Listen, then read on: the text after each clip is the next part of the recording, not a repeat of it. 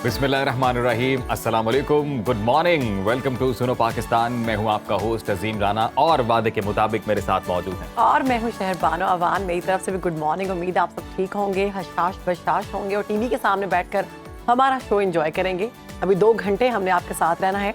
तो शहर बानो, आप कैसी हैं? आप 2-3 छुट्टियों के बाद आज तशरीफ लाई हैं, कैसे रही आपकी छुट्टियां? मैं बहुत खुश हूँ। बस मेरी थोड़ी आवाज़ खराब हो गई, गला खराब है। आप लग रहे हैं ज्यादा शोर मचा के आ रही, कुछ ऐसे खूब ही एंजॉय किया आपने। बहुत एंजॉय किया और उसकी वजह से मेरी आवाज़ जो है वो खराब है। तो आपको मैं पहले से सॉरी करती हूँ। आपने पेशगी माजरत चल रही है जी, साथ साथ और आपने मेरा साथ देना है प्रोग्राम में। और मैं आज ज्यादा नहीं बोलूंगी। आप गाएंगे, मैं साथ हारमोनियम में साथ दे रहा हूँ।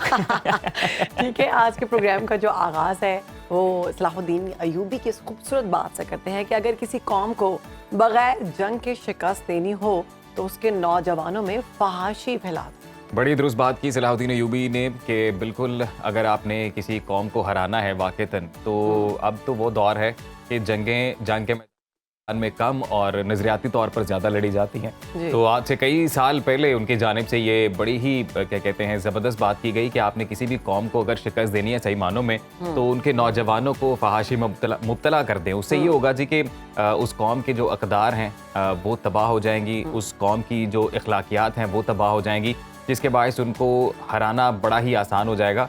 फिर तो वो अपने ही वजन पे पूरी कौम गिर जाएगी, सोशल मॉरल वैल्यूज नहीं रहेंगी, तबाह हो जाएंगी बिल्कुल। और आपकी जो जितनी भी जो चीजें जिनसे जो हमारा कल्चर है बिल्कुल, जिसको हम अपनी इज्जत कहते हैं, उसको आप खत्म कर देंगे। सोसाइटी का जो एक कलेक्टिव विजडम होता है ना, वो खत्म हो जाएगा, तो वो कौम ही नहीं रहेगी। तो फिर वो कौम ही नहीं रहेगी, तो वो तरक्की कैसे करेगी? और दूसरा, जब आपका दिमाग एक ही तरफ चलेगा, अब वो कोई ऐप हो सकता है, वो कोई ट्रेंड हो सकता है, बिल्कुल। अगर आप उस फहाशी की तरफ चलेंगे तो फिर आप कामयाबी की तरफ नहीं जाएंगे, फिर आप एक कौम ही नहीं रह सकेंगे, की तरफ नहीं जाएंगे। एग्जैक्टली, आप तरक्की नहीं कर सकेंगे।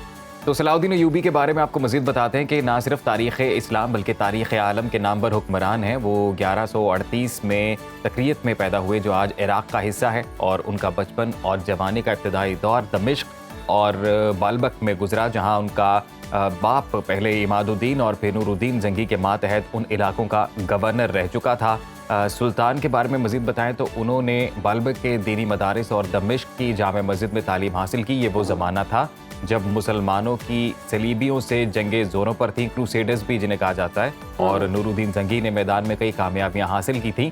सलाहुद्दीन ने भी उनके ज़ेरे साया अपनी शुजाअत और दलेरी को मनवाया। नूरुद्दीन जंगी की वफ़ात के बाद सुल्तान सलाहुद्दीन ने अनान हुकूमत संभाली और बैतुल मक़दस की फतह उनकी सबसे बड़ी ख्वाहिश थी, जो बिलाखिर 1187 में पूरी हो गई। बैतुल मक़दस में सुल्तान की फ़ौज पूरे 88 साल बाद दाखिल हुई और मुसलमानों ने फ़लस्तीन की सरजमीन पर कदम रखकर आलम अज़ीम शान कामयाबी की नबीद सुनाई। क्या बात, warrior, very famous and very glorious. तो यकीनन सलाहुद्दीन अयूबी की जो फतूहात हैं उससे शायद ही कोई नावाकिफ़ हो। बड़े ही ब्रेव सोल्जर थे और आलम इस्लाम का जो परचम उन्होंने बैतुल मक़दस में बुलंद किया, वो हमेशा से तारीख का हिस्सा है। और जो ख्वाहिश की उसको पूरा किया। और वो किस तरह पूरा किया कि आपने सोचा और आपने उस पर वर्किंग की, जो बात उन्होंने की उसको उससे रिलेट किया गया। ठीक है, तो ये तो वैसे इस वॉर के ऊपर बड़ी इंटरेस्टिंग मूवी भी बनी हुई है, उसका हम फिर आने वाले किसी सेगमेंट में नाम भी बताएंगे ताकि हमारे नाज़रीन वो देखें भी। बड़ी ज़बरदस्त मूवी है। ठीक है, लेकिन अब हमने बात करनी है मुल्की सियासत की। तो मुल्की सियासत का दर्जा हरारत के सतह पर जा रहा है। लाकानूनियत के खिलाफ हुकूमती फैसले कितने इनकलाबी साबित हो रहे हैं? मुआशी बेहतरी के लिए क्या इक़दाम किए जा रहे हैं? अवाम महंगाई का अजाब कैसे झेल रहे हैं? खेलों के मैदान में किस मुल्क का झंडा कितनी बुलंदी पर है? और आलमी हालात हाजरा की अगर बात करें तो क्या क्या तब्दीलियां हुई हैं, इस पर जरा नजर डाल। अफगान ट्रांजिट ट्रेड पाकिस्तान के लिए दर्दे सर बन गई। स्मगलिंग के तदारुक के लिए हुकूमत ने 212 अशिया अफगानिस्तान ले जाने पर पाबंदी लगा दी। कपड़ा, टायर्स, चाय की पत्ती, कॉस्मेटिक्स और होम अप्लायंसेस समेत मुतादिद अशिया की दरामद पर पाबंदी।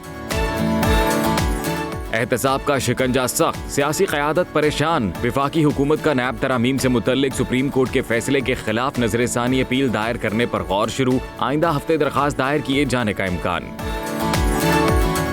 बढ़ती महंगाई पर अवाम के सख्त रद्द-ए-अमल से नून लीग परेशान। पार्टी में मज़ाहमती और मफाहमती ग्रुपों में जोर का जोड़ पड़ गया। मफाहमत का हामी ग्रुप लीगी कायद नवाज शरीफ की वापसी मौखिर कराने के लिए सरगर्म। आलमी कप का धुआंधार आगाज। इफ्तिताही मैच में न्यूजीलैंड ने दिफाई चैंपियन इंग्लैंड को कहीं का ना छोड़ा। कीवीज बैटर्स ने मार मार कर इंग्लिश बॉलर्स की लाइन और लेंथ बिगाड़ दी। न्यूजीलैंड ने सिर्फ एक विकेट पर 283 रन का हदफ आसानी हासिल कर लिया।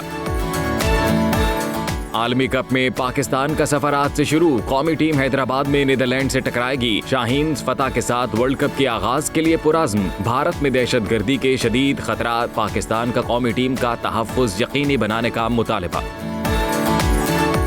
वर्ल्ड कप शुरू। मोदी सरकार की हठधर्मी बरकरार। आलमी कप की 48 साला तारीख में पहली बार इफ्तिताही मैच में पाकिस्तानी सहाफ़ी और तमाशाई शिरकत ना कर सके। ICC के भी भारत पर दबाव डालने के बजाय पाकिस्तान को मशवरे। कोरोना के बाद नीपा का खतरा। महकमा सेहत का लाहौर समेत पंजाब भर में खतरनाक वायरस के फैलाव के पेश नज़र हाई अलर्ट जारी। जानवरों से इंसानों में मुंतकिल होने वाले वायरस से मुतासरा अफराद को मौत का 74% खदशा। पानी जाया होने से बचाएं, कौमी जिम्मेदारी निभाएं, वरना कार्रवाई के लिए तैयार हो जाएं। पानी जाया करने वालों के खिलाफ लाहौर हाई कोर्ट ने बड़ा फैसला दे दिया। घरों में गाड़ियां धोने पर 3000 रुपए जुर्माना अदा करना पड़ेगा। टॉप स्टोरीज आपने देखी हैं और बात करेंगे अब सियासत की। मुल्की सियासत की कानूनी महाज पर मुश्किलात के बावजूद तहरीक इंसाफ इंतखाबी मैदान में उतरने के लिए तैयार है और इसके साथ दूसरी जानिब नवाज शरीफ की वापसी से मुतालिक मुस्लिम लीग नून तकसीम हो चुकी है। खिलाड़ियों ने आस्तीनें चढ़ा ली हैं और कमर कस ली है। PTI ने लाहौर में 15 अक्टूबर को जलसा करने का फैसला कर लिया है। इसके लिए हिकमत अमली भी तैयार कर ली गई है और लिबर्टी चौक में जलसा करने के लिए इंतजामिया से इजाज़त भी मांग ली गई है। जबकि दूसरी जानिब नवाज शरीफ की वापसी से मुतालिक मुस्लिम लीग नून तकसीम हो चुकी है। मज़ाहमती और मफाहमती ग्रुपों के दरमियान जोर का जोड़ पड़ चुका है और इसके साथ साथ मफाहमत के जो हामी ग्रुप हैं नवाज शरीफ को वतन वापसी मौखर करने की तजवीज़ दे रहे हैं, जबकि मज़ाहमती ग्रुप नवाज शरीफ को हर सूरत 21 अक्टूबर को वापस लाने के लिए सरगर्म है। तो इस तमाम तरह सूरत हाल पर बात करने के लिए हमारे साथ मौजूद हैं सीनियर तज्जियाकार PJ मीर साहब। Thank you so much sir for joining us. सुनो पाकिस्तान, वेलकम टू सुनो Pakistan. Good morning. Good morning Mir साहब, बढ़ती मुश्किलात के बावजूद तहरीक इंसाफ ने इंतखाबी मैदान में उतरने का फैसला किया है और चेयरमैन PTI के बगैर तहरीक इंसाफ की जो इंतखाबी सियासत है वो आपको कामयाब होती नजर आती है? देखिए जी, जो पल्स आप कहीं भी चले जाएं, PTI का तो वोट बैंक है। वो तो PML भी एक्सेप्ट करती है, PPP भी करती है और बल्कि एक डाई हार्ड, मैं कह रहा हूँ डाई हार्ड PPP के बड़े सीनियर एक रुकन ने, बल्कि मुझसे बात हो रही थी तो उन्होंने कहा आंखें बंद करके PTI के टिकट ले ले, तुम जीत जाओगे। ऑनेस्टली ये एक डाई हार्ड एक बात कर रहा है तो उसको पता है कि पॉलिटिकल पल्स क्या। सो PTI जो है एक पॉपुलर जमात है। बिल्कुल एक इंसिडेंट हो गया, लेकिन इसमें तमाम PTI के जो आप कह लो कारकुन उसमें शामिल नहीं है। लेकिन eight the end of the day आप उनकी पॉपुलैरिटी को कोई भी हो वो नहीं छीन सकता। सो बेसिकली यस, वो उनका एक राइट है। कोई भी पॉलिटिकल पार्टी हो, हमने हर पॉलिटिकल पार्टी में देखा है कि ऐसे अननेसेसरी एंड मैं कहूँगा कि ऐसे इंसिडेंट्स हुए हैं कि जो कि जिनको नहीं होना चाहिए था। लेकिन इसका ये मतलब नहीं है कि सारी पार्टी खराब होती है। बिल्कुल फैमिलीज के अंदर अच्छे बुरे होते हैं, तो फैमिली के अंदर कुछ लोग थे खराब और उनके खिलाफ कार्रवाई की जा रही है। बट PTI है वो एक लोग हैं, पाकिस्तान के अवाम हैं और उनका एक हक बनता है कि भाई करें जो मर्जी हो, जिस पार्टी का हो।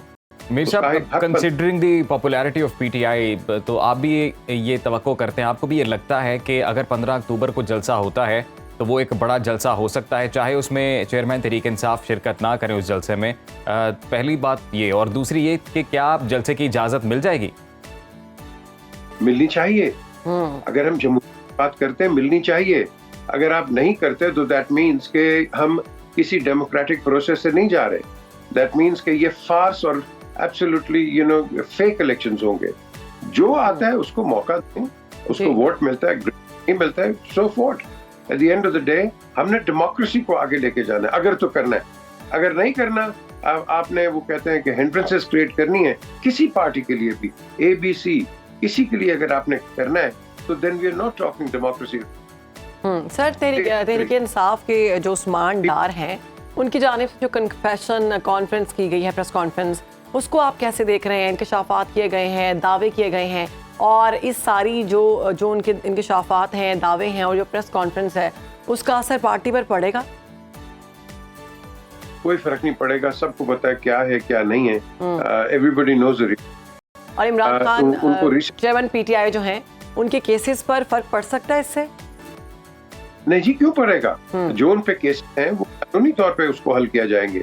ये जरूरी नहीं है कि जलसा निकलेगा तो आप कहेंगे हाँ जी हाँ चले जाओ। No, it can not, must not, should not happen, because at the end of the day जो कानूनी कार्रवाई है किसी के ऊपर, वो कानूनी कार्रवाई की जानी चाहिए। ये बनाना रिपब्लिक नहीं है। आप जैसे भी हो, आपने अपने केसेस जो है कोर्ट में हेयर करने हैं और उसके बाद आपने लायल अमल जो है उस पर आपने फॉलो करना है। ये तो नहीं है कि आप 10,000 लोग ले आए तो ओ अब चलें जिनको छोड़ दें। कोई भी हो, इस तरह नहीं होता। ये इस्लामिक रिपब्लिक ऑफ पाकिस्तान है and we go by the law. अगर आप नहीं करेंगे, एक तरफ से अगर आप जाति करेंगे वो भी दुनिया देख रही है, दूसरी तरफ से अगर आप कोई गलत इक़दामात उठाएंगे वो भी दुनिया देख रही है। So we must not, particularly इस मईशी हालात के अंदर, वी मस्ट नॉट ऐसी हरकत कोई करें कि जिसके अंदर हमारी क्रेडिबिलिटी के ऊपर कोई निशान आए। मीर साहब, ये कहिएगा कि आइंदा इंतखाबात में जमातों का, सियासी जमातों का इत्तेहाद होता देखते हैं, बिलखसूस अगर हम पीटीआई और पीपल्स पार्टी की बात करें तो? मैंने पहले भी कहा है, अगर कोई इत्तेहाद कहीं हो जाएगा वो पीपीपी और पीटीआई का हो सकता है, क्योंकि ये माइंडेड हैं। पीपीपी और जो पीएमएलएन है ये लाइक माइंडेड नहीं है, इनके अपने नजरियात हैं, विच इज फाइन। लेकिन आपने इनको गवर्नमेंट में भी देखा, कोalition के अंदर, फिर नवाज शरीफ बाहर आ गए थे गवर्नमेंट के अंदर से, तो ये एक उनका एक अपना एक लाए अमल है और वो जाता है कि अवाम के अंदर, क्योंकि जब ये इकट्ठे बैठेंगे तो अगर काम चल रहा तो आप कह लो कि तनकीद वो इन दोनों के ऊपर होगी। सो ये तनकीद लेना नहीं चाहते, तो इसलिए अलग अलग। मीर साहब, नवाज शरीफ की वतन वापसी की बात करते हैं, उसके चर्चे जारी हैं। नून लीग में मज़ाहमती और मफाहमती ग्रुप आमने सामने आ गए हैं। मफाहमत के हामी ग्रुप ने नवाज शरीफ को वतन वापस मौखर करने की तजवीज़ दी है, और नवाज शरीफ को वापसी मौखर करने की तजवीज़ जो दी जा रही है वो क्यों दी जा रही है, क्या समझते हैं आप? देखें, जिस तरह खुर्शीद शाह की स्टेटमेंट है, उन्होंने कहा कि नवाज शरीफ एक कॉन्विक्ट है। ओके फाइन, तो जब वो ये इस तरह के अल्फाज इस्तेमाल करते हैं तो वो एक कानूनी अल्फाज उन्होंने इस्तेमाल किए हैं, और जो भी हो, whether it is Nawaz Sharif और एनीबडी एल्स, उन्होंने एक कानूनी कार्रवाई को फेस करना है जी। तो जब वो कानूनी कार्रवाई को फेस करेंगे, जिस तरह पीएमएलएन के लीडर्स कह रहे कि वो उतरेंगे, लोग उनका इस्तकबाल होगा, फिर वो इकबाल पार्क जाएंगे, जलसा करेंगे, क्या आपके जो कानून के अंदर वो जो कोई ऐसी है शिक कि जिसके अंदर आप वो अलाउ करेंगे? यूजुअली जब आपने पहले क्या किया, आपने शहबाज को पहले पकड़ लिया, जब वो आए मैं उनके साथ आया था। आपने नवाज शरीफ को भी पकड़ लिया, मैं उनके साथ आया था, उन पे केसेस थे तो उनको डिपोर्ट कर दिया। क्या अभी भी नवाज शरीफ को तो निजात दहिंदा का नाम करार दिया जा रहा है और कहा जा रहा है कि ये मुल्क में आएंगे तो बेहतरी आ जाएगी, खुशहाली आएगी। क्या लगता है आपको फर्क पड़ेगा? ये जो महंगाई है इसमें कमी आएगी, माईशत बेहतर होगी? मुल्क के अंदर अगर एमबीएस भी आ जाए ना, वो भी नहीं कर सकते। हमारे हालात बड़े खराब है, और ये हालात मिल के ठीक होंगे, मिलजुल के ठीक होंगे। अकेला जो भी आएगा वो 4 महीने या 5 महीने मैक्सिमम सरवाइव करेगा और लोगों ने निकल आना है। सो इस लिहाज से एक कोलिशन गवर्नमेंट बनेगी मेरी नजर में, ताकि अगर तनकीद पड़ती है तो सब पे पड़े, और ये पूरी अवाम पे ही तनकीद जाएगी, क्योंकि ये अवाम के नुमाइंदे होंगे। तो इस लिहाज से एक आदमी आके कोई ओवर यू टर्न नहीं कर सकता, ना आपकी इकोनॉमिक कंडीशंस ठीक कर सकता। बिल्कुल, कोलिशन गवर्नमेंट आपको लग रहा है कि ये बनेगी। पीछे मीर साहब, अब चूंकि वर्ल्ड कप भी स्टार्ट हो गया, वर्ल्ड कप का भी सीजन है, तो सियासत के साथ साथ क्रिकेट पर भी आपकी नज़र रहती है, उस हवाले से भी आपका तज्जिया बड़ा ज़रूरी है सर। तो ये बताइएगा कि इस वक्त वर्ल्ड कप में आप पाकिस्तानी टीम को किस तरह से देख रहे हैं? आज फर्स्ट मैच है नीदरलैंड्स के अगेंस्ट, सिलेक्शन टीम की कैसी है सर, मुतमईन आप? देखिए, वो सर्कमस्पेक्ट है। इस वक्त मैं समझता हूँ कि कोई भी हो, पूरे हमारे पाकिस्तान के नेशनल मीडिया पे हमें तनकीद, इस वक्त ये तनकीद का वक्त नहीं है। इस वक्त हमें अपनी टीम को इस वक्त टीम शाबाशी देनी है कि भाई तुम बेहतर से बेहतर करो। लेकिन जब आपने वर्ल्ड कप की बात की, इंडिया ने इस वर्ल्ड कप का बेड़ा गर्क करके रख दिया है। जैसे अभी आप कह ही रहे थे कि हमारे जो सहाफ़ी हैं वो नहीं जा सके, और ये विदाउट पाकिस्तान जर्नलिस्टिक इम्प्रेशन जो है उसके बगैर खेला गया।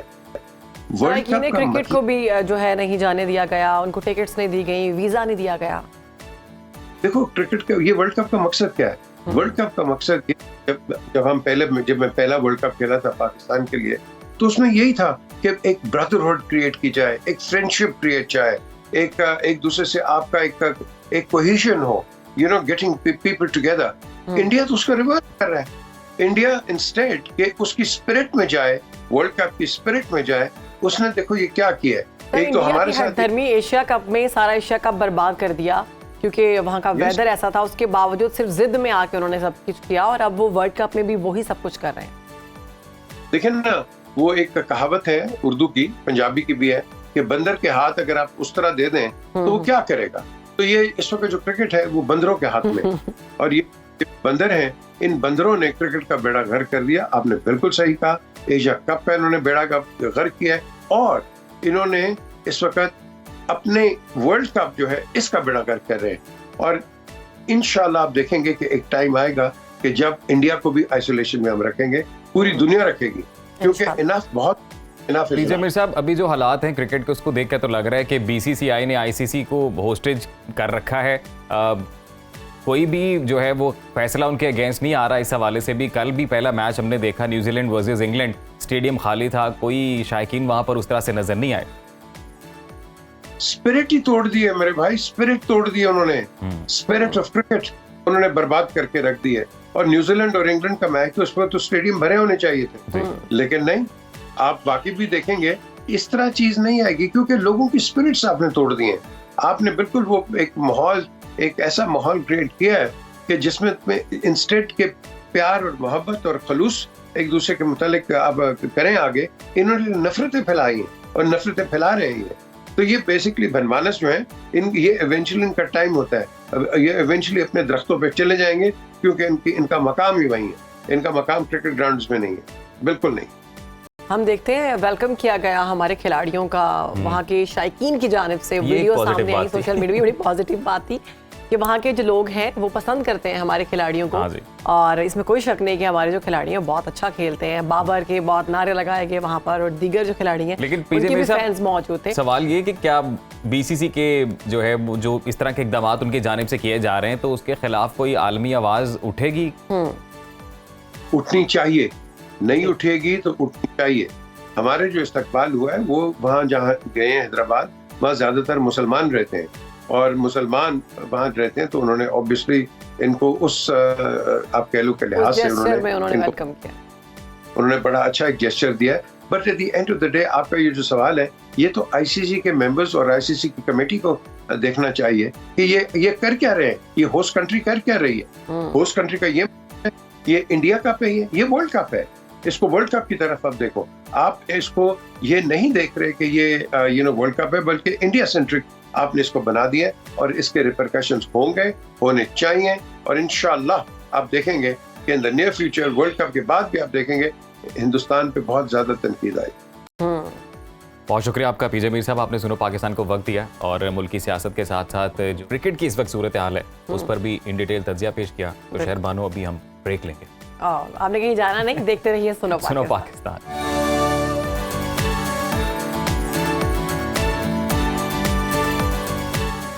Welcome back after the break जी। कैनवस में रंग और इन रंगों में भरी जिंदगी एक ऐसा फन है जो हर किसी के बस की बात नहीं। हम बात कर रहे हैं सेंट्रल जेल कराची के कैदियों की, जिन्होंने अपने एहसासात, जज्बात और ख्यालात की रंगों में तशरीह करके सबको हैरान कर दिया है।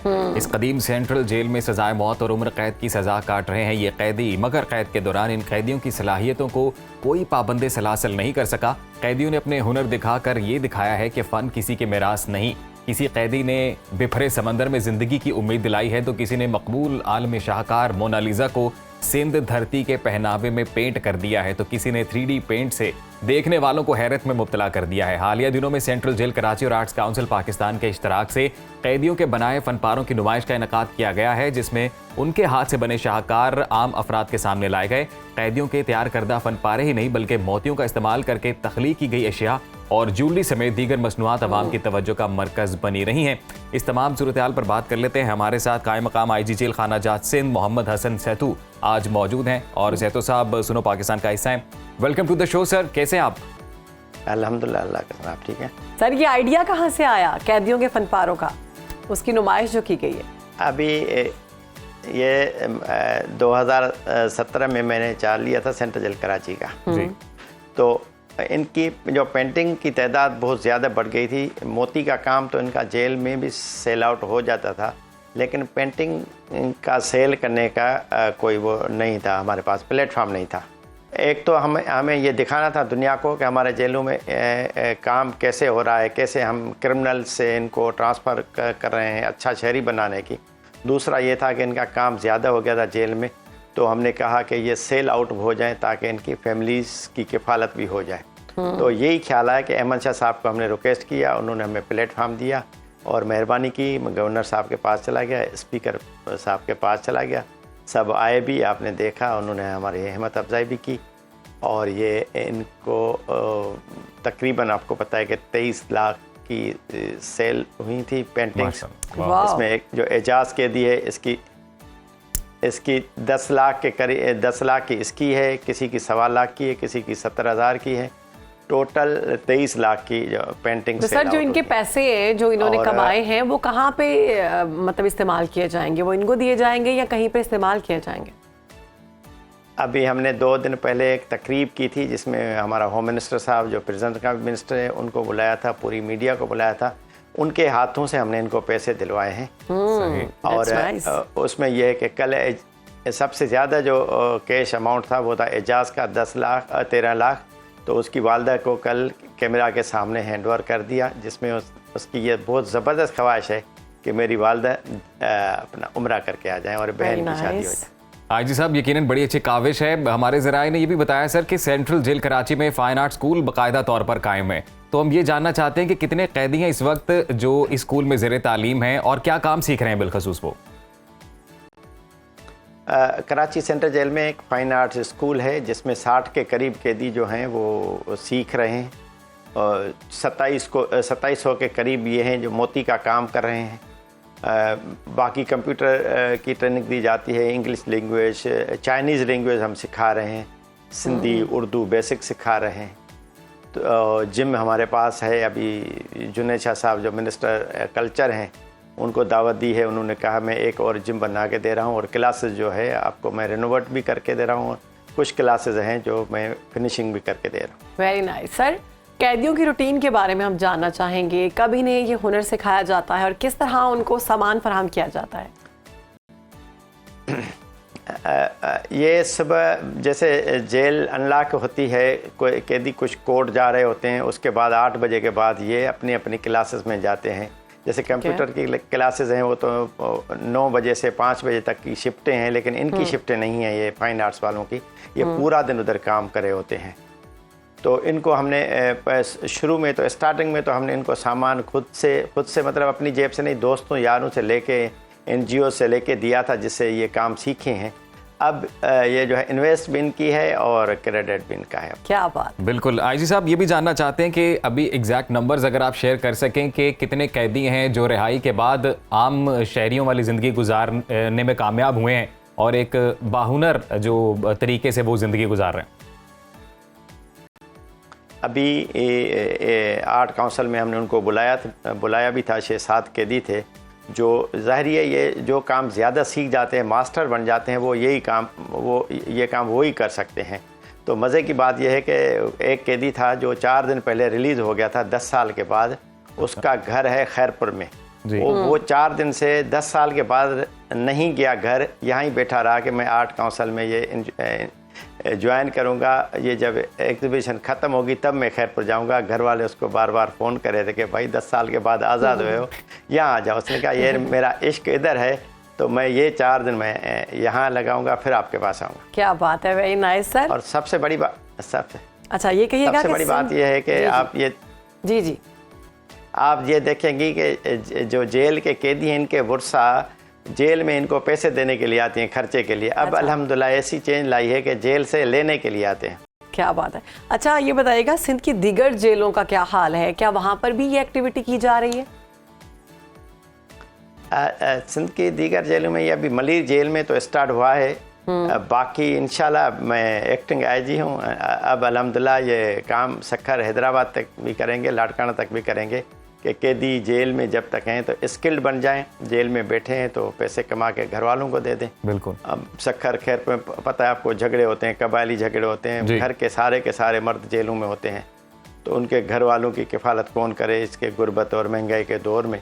तो अगर ये मेरी कोशिश है कि अगर सक्खर का कैदी लाड़काना का पेंटिंग नहीं कर सकता तो उसको मोटर मैकेनिक में बना सकता हूँ, और इंशाल्लाह यही मेरी ख्वाहिश है कि ये हाजी साहब, बड़ी नेक ख्वाहिश है यकीनन कैदियों को हुनर सिखाना और उनको इस काबिल करना कि वो जब रिहा हों तो वो अपना रोज़गार इज़्ज़त से कमा सकें। बड़ा ही अच्छा इक़दाम है, बड़ी नेक काविश है। हमारी भी दुआएं हैं, उम्मीदें कि आप इसमें कामयाब हों। ये कहिएगा सर कि विजन क्या है, अब आप किस तरफ लेके जाया जा रहा है इस प्रोजेक्ट को? मज़ीद हुनर भी शामिल किए जाएंगे जो सिखाए जाएँ कैदियों को? इंशाल्लाह मैं आपको अर्ज़ करता जाऊँ कि नाजरीन के लिए भी कि जो क्रिमिनल जेल में आता है वो उसकी जब जेल में कोई टोर होती है तो दूसरों को अट्रैक्ट करता है कि आप भी क्रिमिनल बनो। अब अल्हम्दुलिल्लाह मैं ये चेंज लाया हूँ कि यहाँ पे बहुत अच्छे टीचर बन जाओ, बहुत अच्छे आर्टिस्ट बन जाओ, ताकि वो उनको अट्रैक्ट करे, मेरी कोशिश है। और जेल इंसान में बहुत अच्छा काम कर सकती है मुआशरे को अच्छा बनाने के लिए।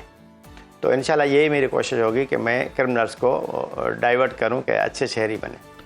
हमारी दुआएं भी आपके साथ हैं। Best of luck sir. बड़ा ही अच्छा काम है, बड़ी नेक काविश है कि जब ये नेक काम है कि जब कैदी कैद से रिहा हो और फिर वो कौमी धारे में शामिल होकर एक हुनरमंद शख्स के साथ, और वो इस चीज़ को भी समझते हैं कि अगर आप मेहनत से काम करते हैं और उसकी जो कमाई आपको मिलती है उसका एक अलग ही मज़ा है। बिल्कुल। मोहम्मद हसन सत्तू साहब, सॉरी, बहुत शुक्रिया आपके वक्त का। आपने सुनो पाकिस्तान के लिए आज वक्त और इस बारे में अपनी डिटेल्स शेयर की कि किस तरह से एक नेक काम किया जा रहा है सिंध पुलिस की जानिब से बिलखसूस, और बिलखसूस इंटरिम जो आईजी इस तरह का जो इकदाम किया गया है, बड़ी अच्छी बात है। मुझे बहुत अच्छा लगा जैसे बैठ के उन्होंने बताया कि सबसे जो ज़्यादा पैसे कमाए हैं कैदी ने, 13 लाख की उसकी पेंटिंग्स जो हैं वो बिकी हैं। तो ये बहुत अच्छी बात है। ये बहुत लोगों के लिए इससे एक मतलब जो क्रिमिनल अगर देख रहे हैं तो उनके लिए भी एक इशारा है कि तुम लोग काम करो। मोहम्मद हसन सैतू साहब ये भी फरमा रहे थे कि जो लोग पैसे देने के लिए जेल में आते थे, अब वो लेने के लिए पैसे लेने के लिए जेल में आ रहे हैं। तो ये चेंज आना भी, और एक कैदी जो है उसको माहौल इतना पसंद आया और उसको पता है यहाँ पर मुझे ये सारी चीज़ें फ्राहम की जा रही हैं, यहाँ पे मुझे स्कूलिंग दी गई, इस चीज़ को सिखाया गया, और अब मैं अपने घर वालों को, क्योंकि आप जब कैद में होते हैं आप एक अलग ही किस्म के गिल्ट में होते हैं, डिप्रेशन में होते हैं, एनजाइटी में होते हैं। तो भी बहुत अच्छी बात है कि आप किसी तरह से अपना वक्त गुजार रहे हैं और आप उसको साथ लेकर चल रहे हैं। तो आज मुस्कुराते, अब हम ब्रेक लेंगे। ठीक है। तो आप कहीं मत जाइएगा, मजीद इंटरेस्टिंग स्टोरीज भी आपके साथ शेयर करेंगे एक ब्रेक के बाद। आप देखते रहिए सुनो पाकिस्तान।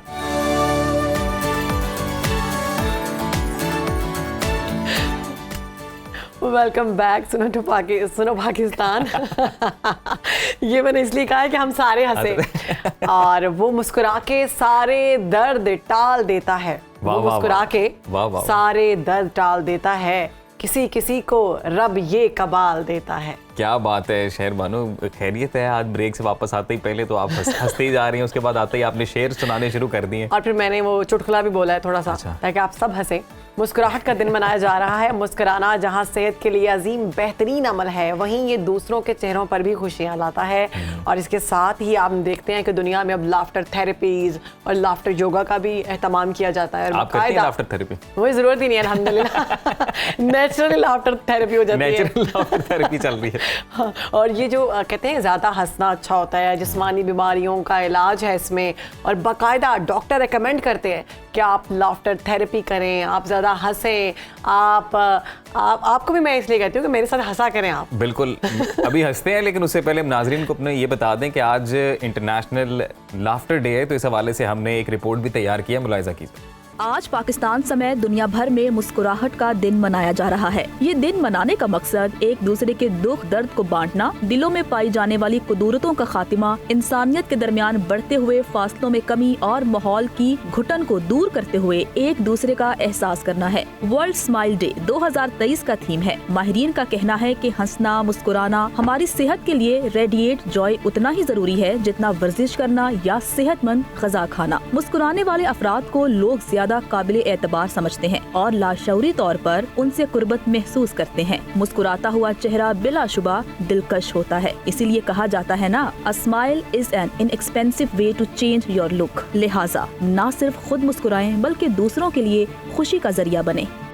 तो जी, रिपोर्ट आपने बुलाया कि वर्ल्ड स्माइल डे आज दुनिया भर में मनाया जा रहा है और हम तो ये स्माइल करके हमें देखें, स्माइल या हम आपको स्माइल करते हुए देखते रहते। हम तो आज ये एडवाइस भी करेंगे अपने तमाम व्यूवर्स को कि आज जहाँ भी जाएं स्माइल्स बिखेरते जाएं, आज हर एक को मुस्कुरा कर देखें। आज ये प्रैक्टिस शुरू करें। वैसे अच्छा अजीम, वैसे एक चीज़ है जो मैंने खुद देखी है कि जब आप स्माइल करके किसी से कोई बात कहते हैं तो आपका काम भी बहुत आसानी से हो जाता है। वो कहते हैं ना, काम निकलवाने के लिए आया था या आई थी बड़ी स्माइल करके मुंह के ऊपर। तो ये बड़ी अच्छी चीज़ है। अगर नॉर्मली हम देखते हैं एक बंदा सड़ा हुआ बैठा हुआ है, उसका मूड ऑफ है, रूड लगता है वो बड़ा, लेकिन अगर एक वही शख्स जो दूसरा साथ बैठा और वो स्माइल करके आपको देख रहा है तो आपको अच्छा लगता है। अच्छा, कई दफा वैसे वियर्ड नहीं लगता अगर आप सीरियस बैठे हैं और आपकी तरफ को देख के स्माइल करी जा रहे हैं? नहीं भी, ये होता है कि आप भी उसको स्माइल देते हैं एक अच्छे जेस्चर के तौर पर। वैसे शहरबानो, आजकल जितनी एंग्जाइटी, जितना डिप्रेशन मुआशरे में हो गया ना, हंसी की बहुत जरूरत है और स्माइल से खाली काम नहीं चलेगा। ये तो वो लाफ्टर वाला सीन होना चाहिए, खिलखिलाकर जो हंसते हैं ना, वो वाला। लेकिन हम कह रहे हैं क्योंकि आज वर्ल्ड स्माइल डे मनाया जा रहा है पूरी दुनिया में, तो हमने डिसेंट स्माइल्स रखनी है। स्माइल के साथ आप हंस भी सकते हैं, ठीक है, ऐसा कोई मसला नहीं है। और डिप्रेशन से बचाव के लिए बेहतरीन है कि आप खुद हंसें, अपने लिए खुद खुशी लेके आएं, अपनी छोटी छोटी चीज़ों में खुश हों, लोगों की खुशियों में खुश हों। मैंने एक और चीज़ ऑब्जर्व की है, वैसे आप अपनी थॉट्स को भी चीट कर सकते हैं। अगर आपको कोई सैड थॉट आ रही है या आप डाउन फील कर रहे हैं तो आप अपनी बॉडी जरा एनर्जेटिक प्रिटेंड करें ना कि आप में बहुत एनर्जी, आप बड़े खुश हैं, तो थोड़ी देर बाद आपका मूड अच्छा होना शुरू हो जाता है। एग्जैक्टली। तो ये साइकोलॉजिकली भी बड़ा ये चीज़ असर करती है। हाँ, और इसके अलावा जैसे पहले बात की जा रही थी लाफ्टर थेरेपी और लाफ्टर योगा करवाई जाती है, उसका भी ये मकसद है कि अगर कोई शख्स अकेला रहता है या कोई शख्स ऐसा है कि उसकी लाइफ में बड़ी मुश्किलात बहुत सारे लोगों में इकट्ठा होता है, लाफ्टर थेरेपी करता है तो कहीं ना कहीं उसको मेंटली सुकून मिलता है, वो स्ट्रेस रिलीज होती है आपके दिमाग से। हम तो सोशल मीडिया पे भी या फिर हम आपस में जब चैट करते हैं मोबाइल फ़ोन पे, तब भी हम जो स्माइल इमोज भेजते हैं वो स्माइल ही होती है। अच्छा, वैसे वो कई दफ़ा मैंने देखी है जो लाफ्टर वाली इमोजी आती है जिसमें वो आंखों से पानी निकल रहा होता है ना, वो बहुत ज़्यादा लाफ वाला सीन होता है। लेकिन अगर खाली स्माइल वाली भेजे तो ऐसा लगता है कि ये कोई नाराज है अगला बंदा कि बात ने इतना असर नहीं दिखाया है। हाँ, क्या हुआ ये इतना? फिर आगे से मुझे तो अक्सर आया तो मुझे लगता है कि ये रूड है, मैं से पूछती हूँ क्या हुआ, फिर आगे से दांत वाली या फिर वो जिसमें से वो पानी निकल रहा होता है आंखों से, तो उससे पता चलता है कि ठीक है भाई। लेकिन रियल में कोई बंदा इतना हंस रहा होता है वैसे कि आंखों से यूं पानी आ रहा है। हाँ, बहुत दफा ऐसा होता है। हम अक्सर, जैसे मैंने अभी ब्रेक के बाद जो मैंने एक लफ्ज को इधर कर दिया तो हमारे एकदम से हंसी निकली, तो मेरे ख्याल से हंसना चाहिए। ये बात आपकी बिल्कुल ठीक है, लेकिन मैं कई बार यही सोचता हूँ कि अभी हम इमोजीज की बात कर रहे थे कि फोन पे जब टेक्स्ट मैसेजेस हम शेयर करते हैं और उसके अंदर लाफिंग इमोजीज जब शेयर करते हैं तो उसमें जो वो पानी वाली है जिसमें बहुत ज़्यादा वो इमोजी जो है वो हंस रही है, तो मैं ये नोटिस कर रहा होता हूँ कि क्या जिसकी तरफ से आई है रियल में भी उसके ऐसे ही तासुरात हैं या सिर्फ ये एक ख्वाहिश का इजहार किया जाता है? ख्वाहिश का इजहार किया था मोस्टली। अब जाहिर है इतने लोगों में बैठ के आप वैसे तो हंस नहीं सकते, आप थोड़े से बेवकूफ़ लगेंगे। चले, स्माइल तो बहुत हो गई है। अगली स्टोरी की जानिब बढ़ेंगे, अपने नाज़रीन के साथ शेयर करते हैं। एक और अहम स्टोरी है कि जदीद दौर में मोबाइल फ़ोन तो हमारी ज़िंदगी का एक अहम जुज़्व बन चुका है, इसके बगैर गुजारा मुमकिन नहीं। मगर दानिशमंदी से इसका इस्तेमाल अगर ना किया जाए तो ये काफ़ी ख़तरनाक हो सकता है। हमने अक्सर ये देखा है कि मोबाइल के बैक कवर के पीछे करेंसी नोट रखे जाते हैं जिसकी कोई लॉजिक आज तक समझ नहीं आती है। और ये बड़ा ट्रेंड चला था। मैं भी करती हूँ। आपने भी? ट्रेंड के अलावा मैं तो वैसे ही अक्सर अपना वॉलेट भूल जाती हूँ, तो मैं मोबाइल के कवर में ही थोड़े पैसे कैरी कर लेती हूँ कि अगर कहीं बाहर जाऊँ तो आसानी हो पैसे निकाल के यूज करूँ। नहीं, एक तो ये ना कि आपने अपनी सहूलत के लिए थोड़े पैसे वहाँ पे रखे। एक ट्रेंड भी था जिसमें फॉरेन करेंसी लोगों ने वो रखना शुरू कर दिया था फोन के कवर में। पिक्चर भी लगाई जाती है जो मेरे ख्याल से पेपर फॉर्म में होती है, लेकिन इसमें उन्होंने क्लियर किया है कि अगर आप कागज़ किसी भी किस्म का लगाते हैं उससे मसला नहीं है, लेकिन अगर आप नोट लगाते हैं तो उसमें कुछ ऐसे केमिकल्स पाए जाते हैं जो ख़तरनाक साबित हो सकते हैं, जिसकी वजह से आपके मोबाइल फ़ोन में आग लग सकती है। क्योंकि वो अक्सर हम फ़ोन बहुत ज़्यादा जब यूज़ करते हैं तो आपने भी यकीनन नाजरीन ये चीज़ नोटिस की होगी कि फ़ोन गर्म हो जाता है काफ़ी, उसकी जो प्रोसेसर है वो काफ़ी हीट अप हो जाता है। और अगर हम लोग करेंसी नोट उसके कवर में उसके साथ बैग पे रखते हैं तो ये एक तहकीक से बात साबित हुई है कि पेपर चूंकि जिस मटेरियल का बना होता है वो बड़ा इजीली आग पकड़ सकता है, तपश जो है उसमें ज़्यादा हो जाती है। और स्क्रीन पर दिखाया जा रहा है हमारी टीम की जानिब से। ये बिल्कुल ये वीडियो जिन्होंने तहकीक की है उन्होंने ये साबित किया है और ये वीडियो सोशल मीडिया पर शेयर की गई है और बेतहाशा इसके व्यूज़ आए हैं इस वीडियो के, इंस्टाग्राम पर वायरल हो गई है ये वीडियो और लोगों ने बड़ा जो है इस पे कमेंट्स भी किए हैं, बड़ा पॉजिटिव एक लोगों ने सीख भी इससे ली है। इसके जो नताइज हैं तबाहकुन है, बहुत खौफनाक लग रहे हैं इसको देखकर, किस तरह से मोबाइल जो है वो जल चुका है। इससे आप अक्सर लोग हैं जो अपने पिलो के नीचे मोबाइल रख के सोते हैं, तो ये तो और खतरनाक है, आपके बिस्तर में आग लग सकती है। Usually most of the time यही होता है कि आप जहाँ बैठे होते हैं वहाँ पे फोन आपने बिल्कुल साथ रखा होता है, तो बिल्कुल एहतियात बरतें। हम जो मॉर्निंग शो वाले हम तो अक्सर रख के सोते हैं ताकि हमें अलार्म बजे तो पता चल जाए। आइंदा नोट नहीं रखना भाईजान आपने फोन में। लेकिन एक अलार्म आ गया और ब्रेक का ब्रेक। वापस आएंगे जी ब्रेक के बाद, आप देखते रहिए सुनो पाकिस्तान।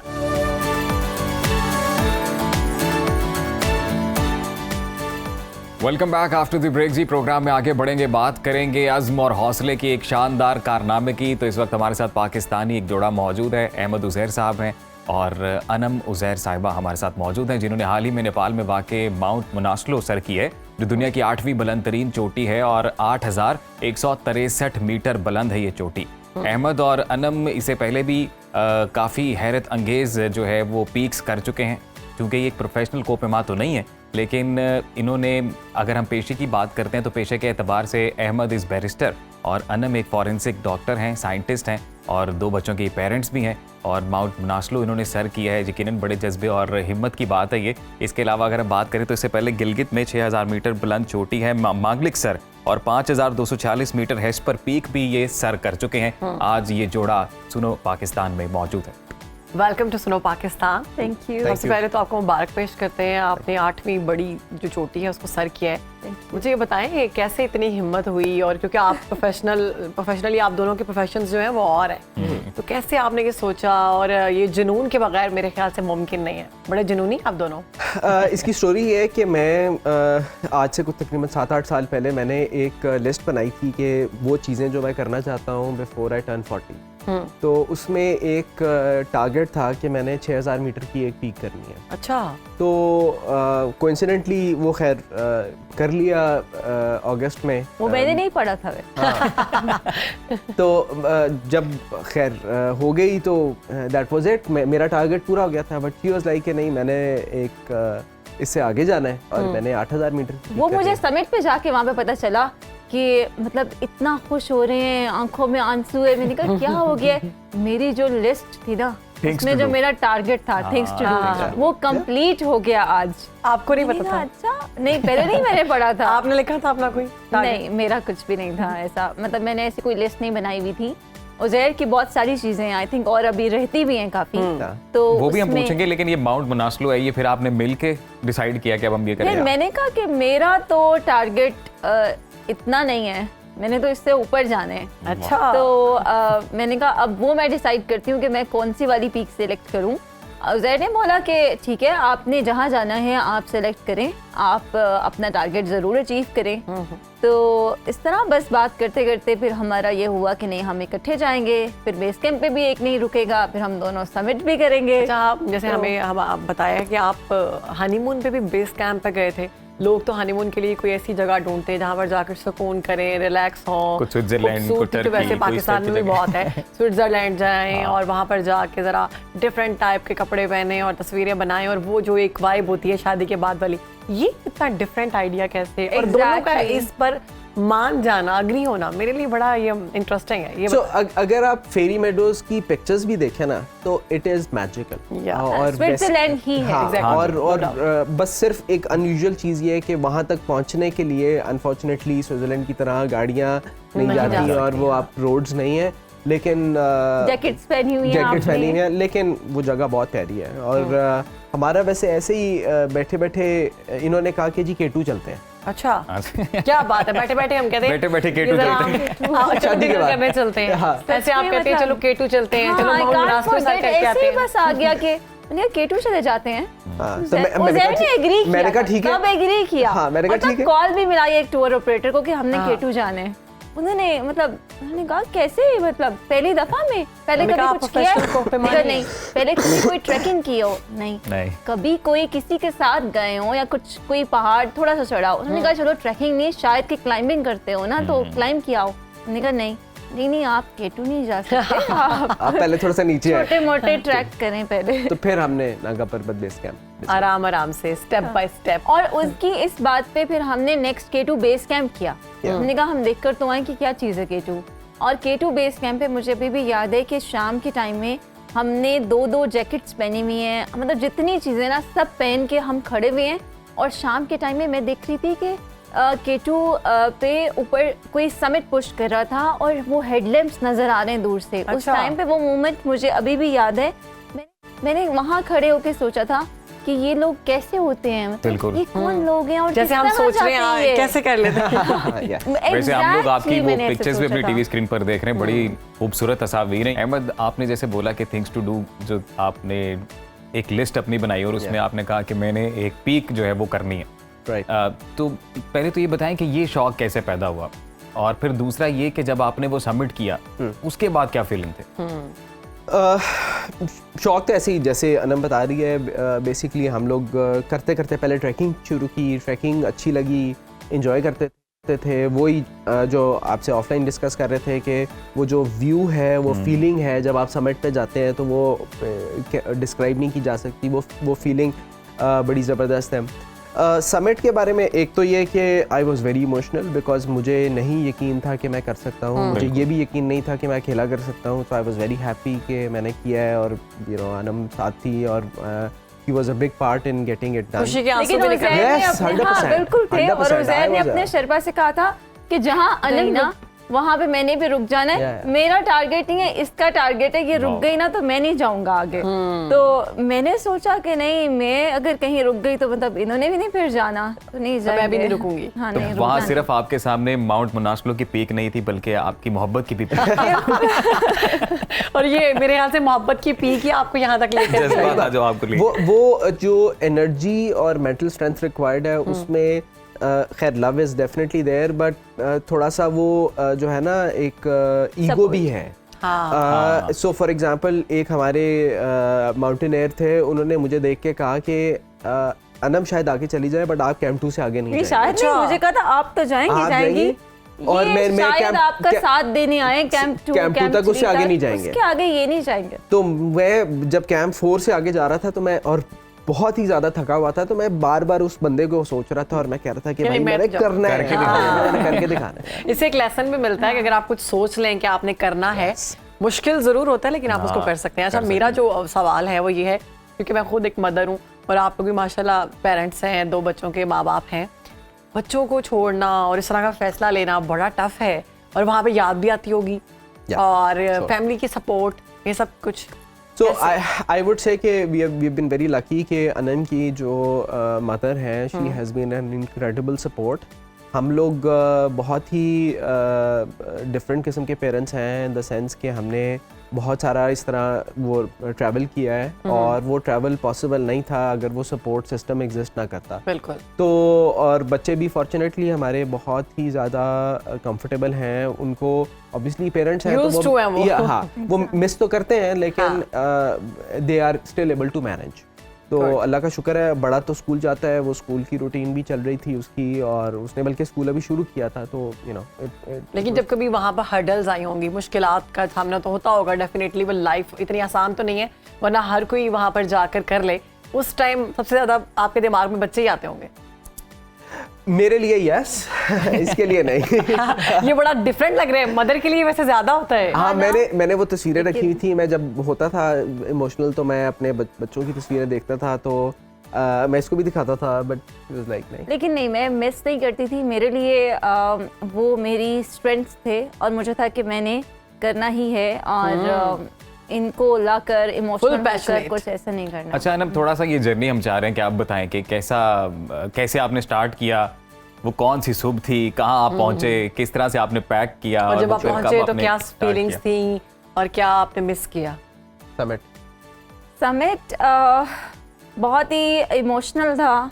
और हम एक दूसरे को सिर्फ, मुझे इतना याद है कि हम कह रहे थे Uzair 24 hours, Uzair 12 hours, Uzair 3 hours। हम बार बार एक दूसरे को बस ऐसे मोटिवेट कर रहे थे। चला नहीं जा रहा था, एनर्जी बहुत लो थी, कुछ खाया नहीं हुआ था प्रॉपर, और बिल्कुल कुछ समझ नहीं आ रहा था, सोए नहीं हुए थे 2 दिन से, तो नींद भी आ रही थी बहुत, लेकिन एक दूसरे को बस इस तरह मोटिवेट इससे पहले ये जो माउंट मनास्लो है वो आप कोई डॉक्यूमेंट्रीज पर देख रहे थे, कोई मूवीज को पिक्चर्स आपने देखी होंगी कि अच्छा ये इस तरह से है? लास्ट ईयर का देखा ना, और उसमें एवलांच आया, और हमारे बच्चे ने भी देखा, तो वो भी दे वर स्कैर्ड कि भाई ये तो मतलब एवरीबॉडी वाज स्कैर्ड, क्योंकि पिछले साल ही वहाँ पे एवलांच आ गया था और वो पूरा बेस कैंप खत्म हो गया था। मतलब जिन्होंने फर्स्ट विंडो में किया था समिट, वो सिर्फ 3-4 लोग थे, अदरवाइज बाकी सब लोग वापस आ गए थे। अच्छा, मोस्ट ऑफ द टाइम ये होता है कि आप ऑल ओवर द वर्ल्ड जब भी आप कोई ऐसा स्पोर्ट करने लगते हैं, जब भी जैसे sky diving of the time उसी में होता है, तो वो एक पेपर भी आप साइन करते हैं कि जी मैं जिम्मेदार हूँ, कोई नुकसान हो गया तो उसका। तो इसमें थी ये सेम स्टोरी। वो तब क्या तासुरात थे जब आप साइन कर रहे थे? उससे पहले जब हम उस मंगलीक सर गए तो इनके पाँव पे ना चोट लग गई थी, तो मैं ना हर दफ़ा डॉक्टर से भी चेक कराया। डॉक्टर ने कहा कि जी हो सकता है कि अंगूठा काटना पड़े, तो आप नहीं जाएं, अगर कुछ हुआ तो फिर मसला हो जाए। तो उसके बाद मैंने डिसाइड किया कि मैंने जाना। मैं टिकट कराने लगा, मैंने कहा पक्की बात है। फिर फोन करते थे कि आर यू श्योर, ठीक है ना? 100%। जो टूर ऑपरेटर था उसको पैसे देने लगा, तो मैंने कहा भाई देने लगा, पक्की बात है। तो पीछे मत हटना। नहीं, मुझे अभी भी याद है, वो डॉक्टर से चेक करवाने के बाद आकर उज़ैर ने कहा कि अच्छा ठीक है अभी सोचते हैं। मैंने कहा सोचना क्या है, ये तो डिसाइडेड है कि हमने जाना है। मैंने कहा तो फिर मेरा टाइम क्यों वेस्ट किया के डॉक्टर के पास में लेकर। अच्छा, माशाल्लाह से आप लोगों के आपस में अंडरस्टैंडिंग देख के बहुत खुशी हो रही है, और कि आप दोनों एक दूसरे के लिए स्ट्रेंथ हैं, और मियाँ बीवी को ऐसे ही होना चाहिए, एक दूसरे का साथ देना चाहिए। और जैसे आपने बताया कि आप उनको देखकर चल रही थी और उन्होंने कहा कि मैं उसको देखकर चल रहा था, ताकि हम दोनों एक दूसरे की वजह से रुके मत। तो बड़ा टफ होता। मुझे ये बताइए फ्यूचर के लिए क्या सोचा है, कौन सी चोटी सर करने जा रहे हैं आप फ्यूचर में? फ्यूचर प्लान बताएं। फ्यूचर प्लान ये है कि मैंने ये ऐसी वेकेशन है जिस वेकेशन के बाद आपको एक और वेकेशन चाहिए होती है। अच्छा। तो मैं कोई बीच ढूंढ रहा हूँ जहाँ पे बैठ के मैं रिलैक्स कर सकूँ, यही प्लान है। बाकी फिर किस्मत की बात है जहाँ पे जा सके। इंशाल्लाह नेक्स्ट ईयर। देखिए इंशाल्लाह नेक्स्ट ईयर। इंशाल्लाह। Have to save as well. हाँ एग्जैक्टली। अच्छा ना, ये बताएं कि ये बॉन्ड कैसे बना, ये केमिस्ट्री कैसे बनी? मोस्ट ऑफ द टाइम जो खवातीन है, लड़कों को तो शौक होता है इस तरह के ना उल्टे सीधे, वो तो थ्रिल थोड़ा बहुत करते रहते हैं। लड़कियों का ज़्यादातर यही होता है कि वो प्रेफर करती हैं कि थोड़ा इजी ट्रिप हो, लग्जरी होटल्स हों, मज़े मज़े की बीचेस हों, और मुझे वो बहुत बोरिंग लगते हैं। अच्छा, ओपोजिट। क्योंकि हाँ जी, बिकॉज हम दोनों का ही एक बात ये थी कि हमें साइट सीइंग ट्रिप्स नहीं पसंद थे। हमने वो कभी नहीं किए। वो जो लेक्स है ना, यू वोंट बिलीव कि हमने पूरी देखी भी नहीं हुई हमारे पाकिस्तान में जो लेक्स हैं, क्योंकि हमें वो नहीं अच्छा लगता कि हम जाएं, गाड़ी पे गए और बस रिलैक्स किया, बस वो साइट सीइंग है। हम कहते हैं कि उसमें कुछ होना चाहिए, हम बोर हो जाते हैं। हम एक दिन देख सकते हैं, हम दूसरे दिन कहेंगे कि नहीं हम तो बोर हो गए हैं, यहाँ तो कुछ करने का नहीं है। तो वो हमें ये वाला शौक था। मतलब मैंने देखा है कि हमने जितने भी एडवेंचर्स किए, स्कूबा डाइव हो गया और डिफरेंट, हमने हर जगह हर सब कुछ ट्राई किया है, सब किया है। तो और एक साथ किए, ये बड़ी अच्छी बात है। अच्छा, जो कपल आपको देख रहे हैं, जो कुछ करने का इरादा रखते हैं, उनको क्या मैसेज देंगे आप? Start small. मुझे अच्छी भी याद है कि जब हमारी शादी हुई तो मैं उस टाइम रेगुलरली रनिंग करता था, अनम नहीं करती थी। तो हम इनके लिए मैं वो जॉगर्स लेके आए। और उसके बाद रात को हम 10, साढ़े 10, 11 बजे 10 नहीं 11 बजे लाइट जाती थी और हम उस टाइम पे तब सब सो गए होते थे और हम जॉगिंग करने, हमने पूरा 1 घंटा रनिंग से स्टार्ट किया था। तो स्टार्ट स्मॉल एंड मैसेज बस देते हैं क्विकली। आपने नहीं आप खवातीन को जरा मोटिवेट कर दें, क्योंकि बंदे तो रेडी बैठे रहते हैं इस तरह के ट्रिप्स के लिए। मुझे लगता है कि बहुत सी चीज़ों में हमें लगता है कि हमें खवातीन को स्पेशली कॉम्प्रोमाइज़ करना होता है। तो बहुत सी चीज़ें ऐसी होती हैं, उज़ैर की भी हैं, जो कि मुझे नहीं पसंद, मतलब या मुझे नहीं उस टाइम पे वो अच्छा लग रहा, बट हम कॉम्प्रोमाइज़ करते हैं। मतलब कुछ ऐसा बीच का देख लेते हैं, कोई ऐसा ट्रिप है तो उसमें ये कि ये एक जगह सजेस्ट कर रहे हैं, मैं डिफरेंट कर रही हूँ, लेकिन हम फिर बीच का कुछ देख लेते हैं। बिल्कुल। तो हमें ऐसा नहीं है कि हमें देख के सब ये आइडियलाइज करें कि ये बहुत खुशी खुशी पहाड़ चढ़ रहे हैं, समिट करके आ रहे हैं। हमारी लड़ाइयाँ भी होती हैं, हमारा दिल भी करता है कि एक दूसरे को धक्का दे दें, अब इसको बुलाएं ना, अब इसको दोबारा मैं इनका स्लीपिंग बैग फोल्ड ना करूं, मैं इनका बहुत अच्छी बात लग रही है, realistic. So that's normal, yeah. तो ये सब चीजें होती हैं। हम बहुत कोई परफेक्ट नहीं है। वेरी नाइस, Very बहुत nice. अच्छी बात है जी। बहुत अच्छी बात आपने की और आई एम श्योर जो कपल आपको देख रहे हैं वो भी नेक्स्ट कोई ना कोई इस तरह का फुल ऑफ एडवेंचरस जो ट्रिप है वो प्लान करना करेंगे। चाहिए। बहुत यानी अपने आप को टाइम देंगे, अपनी जिंदगी को टाइम देंगे, एक दूसरे को टाइम देंगे, ये बहुत जरूरी है। और मेरे आप भी ख्याल कोई से पिक करनी जा रही हैं? मैं करने जा रही हूँ, उससे पहले मैं आप सबका बहुत शुक्रिया अदा करती हूँ बहुत क्योंकि शुक्रिया आपने मैम। हमें वक्त दिया And और पाकिस्तान का नाम रोशन किया आपने जो है ये चोटी सर करके। तो अभी हमें जाना होगा एक ब्रेक की तरफ, उसके बाद हम वापस आएंगे। बिल्कुल जी, आपने देखते कहीं नहीं जाना, आप सुनो देखते रहिए सुनो पाकिस्तान।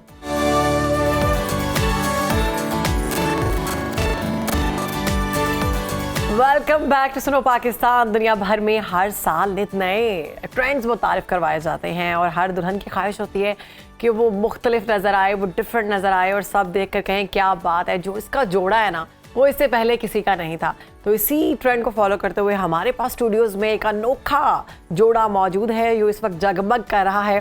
उनको वेलकम करते हैं। वेलकम टू सुनो पाकिस्तान। हमारे साथ इस वक्त मौजूद हैं दानियाल आजम और रिहाब मकसूद। कैसे हैं आप? हम ठीक है। आप मुझे ये बताएं, ये जो लाइट्स का जो LED लाइट्स आपने लगवाई हैं अपने जोड़े के अंदर, ये आइडिया किसका था, कहाँ से आइडिया आया ये मेरे हस्बैंड का आइडिया था। हाँ, मेरा आइडिया था ये था कि काफ़ी बचपन से मुझे शौक था कि अपनी इंजीनियरिंग को किसी तरीके से ड्रेसेस में लेके आया जाए, खास तौर पे बेगम के ड्रेस में लेके आए शादी के टाइम पे। तो ये आपका फाइनल प्रोजेक्ट था? नहीं, फाइनल प्रोजेक्ट नहीं था। फाइनल प्रोजेक्ट किया तो तकरीबन 10 साल गुजर गए मुझे। तो ये था कि बहुत छोटी एज से अभी भी आपको फाइनल प्रोजेक्ट नहीं है, शादी भी हो गई है। फाइनल प्रोजेक्ट सुन ले भाभी क्या कह रहे हैं। फाइनल प्रोजेक्ट की बात है। आपने कैसे एग्री कर लिया ये LED लाइट्स वाला? ये मैं ऑनेस्टली स्पीकिंग मैं बिल्कुल भी शुरू में मानी नहीं थी। इन्होंने काफी मुझे समझाया, चूंकि निकाह हो चुका हुआ था, फिर कोई वापसी का रास्ता नहीं था। उस वक्त आप सोच रही थी मैंने क्या कर लिया। स्मार्ट आदमी है ना, उन्होंने घेर के पूरे तरीके से प्लान किया है। बहुत स्मार्ट है इसमें, तो मैं इनको कहती हूँ बहुत स्मार्ट है। अपनी किसी चीज पे लाइटें नहीं लगाई। टाइम नहीं मिला था मुझे, और मैं लगाता जरूर।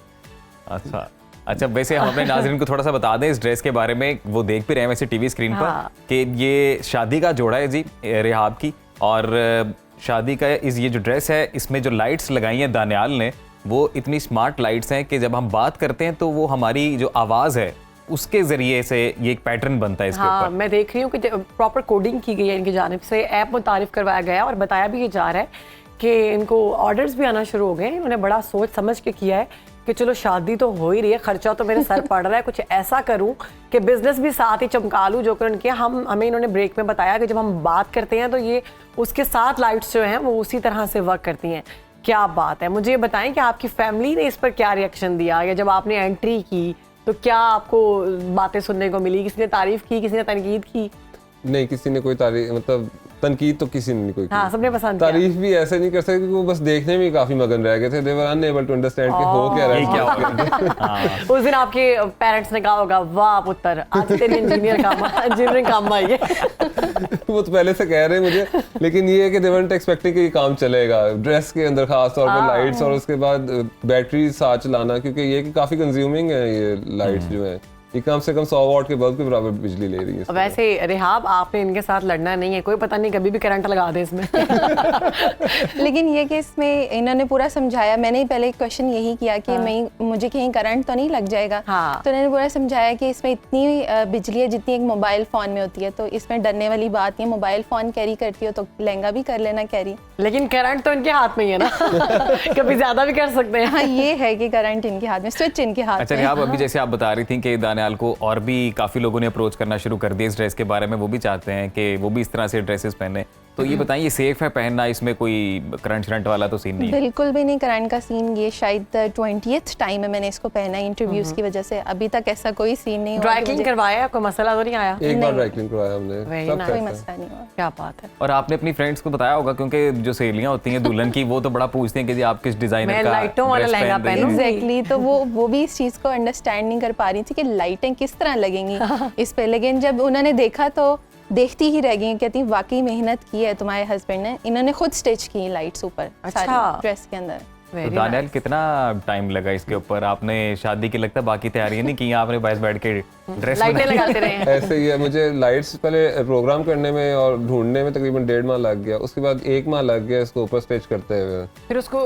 मतलब ये इस तरह से वर्क कैसे करता है, हमें ये बताएं, क्योंकि हम तो इस चीज़ को नहीं समझते कि हमारी आवाज़ के साथ ये लाइट्स जो है वर्क कर रही हैं। इसके अंदर एक माइक लगा हुआ है ड्रेस के अंदर। अच्छा। तो वो माइक जो है आवाज़ फैच करता है, वो आवाज़ जो है एक मदरबोर्ड के अंदर प्रोसेसर लगा हुआ उसमें जाती है, फिर उस प्रोसेसर से फिर तमाम की तमाम LEDs जो है ना जगमगाती है। तो जब लाइट चली जाएगी ना, जोड़ा पहन लेना, फिर आपस में लड़ाई करना शुरू करना।